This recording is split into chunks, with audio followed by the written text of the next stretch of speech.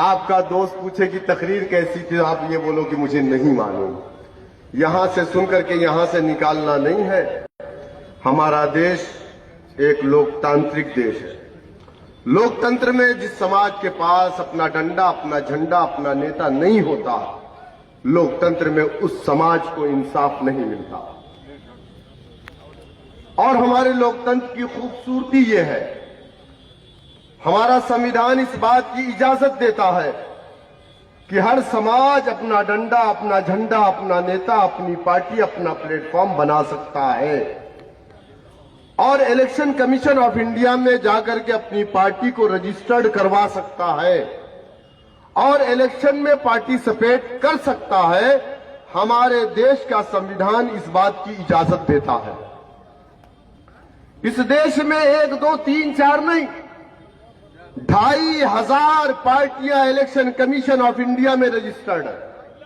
कितनी? 2500 पार्टियां। और कमोबेश सारी पार्टियां इलेक्शन में पार्टिसिपेट भी करती। लेकिन इस देश की तमाम पार्टियों से किसी को कोई तकलीफ नहीं। जैसे ही नाम एमआईएम का आता, हमारे कायद नकीब मिल्लत जनाब बैरिस्टर असदुद्दीन ओवैसी साहब का आता है, तो लोगों के पेट में मरोड़ पैदा हो जाता है। कोई कहता है कि हम यहां क्यों नहीं जाते, वहां क्यों नहीं गए, यहां गए तो वहां गए, वहां क्यों इतनी सीटों पर लड़े, यहां क्यों इतनी कम सीटों पे, यहां क्यों ज्यादा सीटों पर।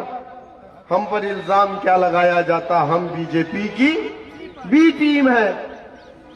ये इल्जाम लगाने वाला कोई हिंदू भाई नहीं है,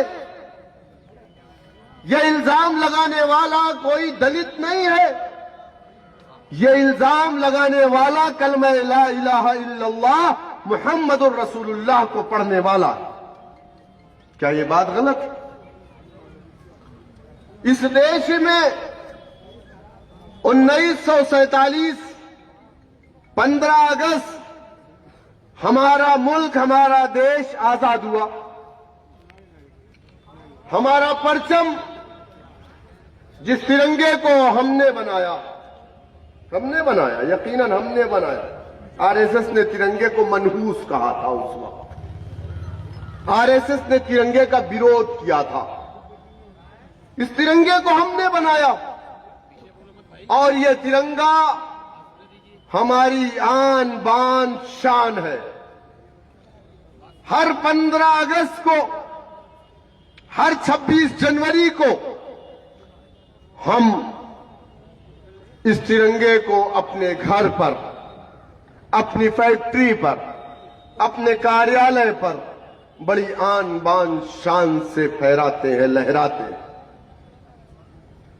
1947 में दिसंबर के महीने में देश की आजादी के बाद एक बहुत बड़ी कॉन्फ्रेंस बुलाई गई लखनऊ के अंदर, लखनऊ के रिफायाम क्लब में, जिसकी सदारत देश के पहले शिक्षा मंत्री मौलाना अबुल कलाम आजाद रहमा कर रहे थे। पूरे हिंदुस्तान से, पूरे भारत से तमाम काबिल लोगों को बुलाया गया, पढ़े लिखे बुद्धिजीवी समाज को बुलाया गया, जिसमें मुसलमान थे। कहा गया है, मुसलमानों, देश आजाद हुआ, इस देश के अंदर 2 सियासी पार्टी,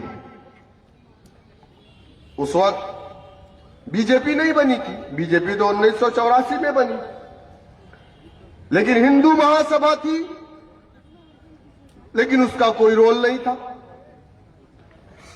हमारी, आपकी, दलितों की, पिछड़ों की, अगड़ों की, बैकवर्ड क्लास की, सबकी पार्टी अगर कोई पार्टी थी तो वो कांग्रेस थी।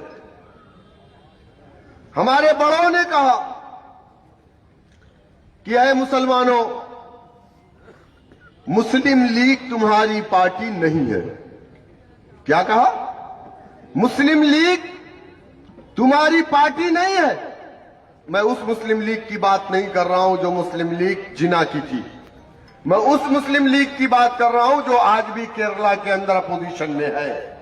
मैं उस मुस्लिम लीग की बात कर रहा हूं। कहा मुस्लिम लीग तुम्हारी पार्टी नहीं है, कांग्रेस तुम्हारी पार्टी। कहा गया मुस्लिम लीग एक फिरका परस्त जमात, एक सांप्रदायिक पार्टी, तो ये तुम्हारी पार्टी नहीं हो सकती। हमारे बड़ों ने कहा था, हमने लब्बैक कहा। हमने मुस्लिम लीग को अपनी पार्टी नहीं माना, उनके कायदीन को हमने अपना कायद नहीं माना। हमने कांग्रेस को अपनी पार्टी माना, नेहरू को अपना नेता माना और कांग्रेस के डंडे झंडे को अपने कंधों पर रखकर हमने जिंदाबाद के नारे लगाए।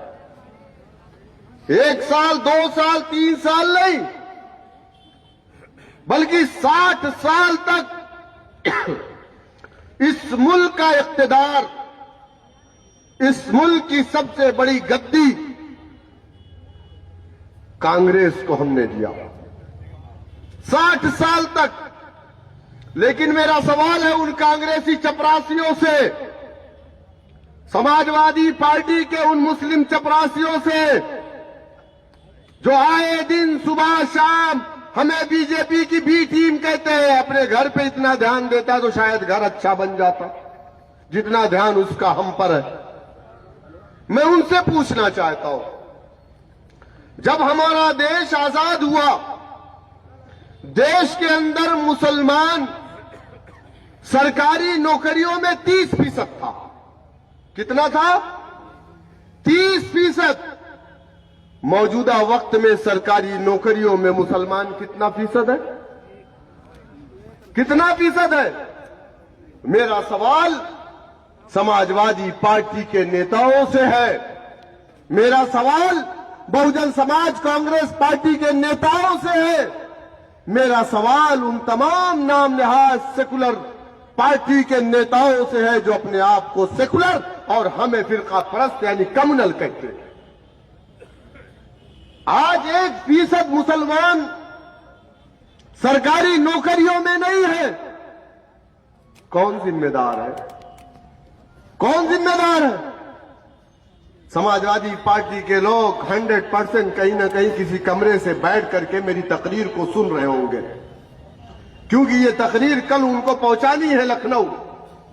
100% सुन रहे होंगे या तो रिकॉर्ड करवा रहे होंगे। मैं बीजेपी के लोगों से भी पूछना चाहता हूं, क्या इस देश के लिए हमने अपनी जान की कुर्बानी नहीं दी? क्या हमारे उलमाए इकराम ने अपने मदारिस से जिहाद का फतवा अंग्रेजों के खिलाफ नहीं दिया था?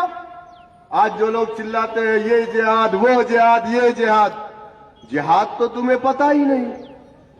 जिहाद के माने अगर समझना है तो इंग्लैंड चले जाओ, अंग्रेजों से पूछना, जब हिंदुस्तान की आजादी के लिए जिहाद का फतवा अंग्रेजों के खिलाफ दिया गया था तो जिहाद का नाम सुनकर के अंग्रेजों ने संडास और पेशाब कर दिया था।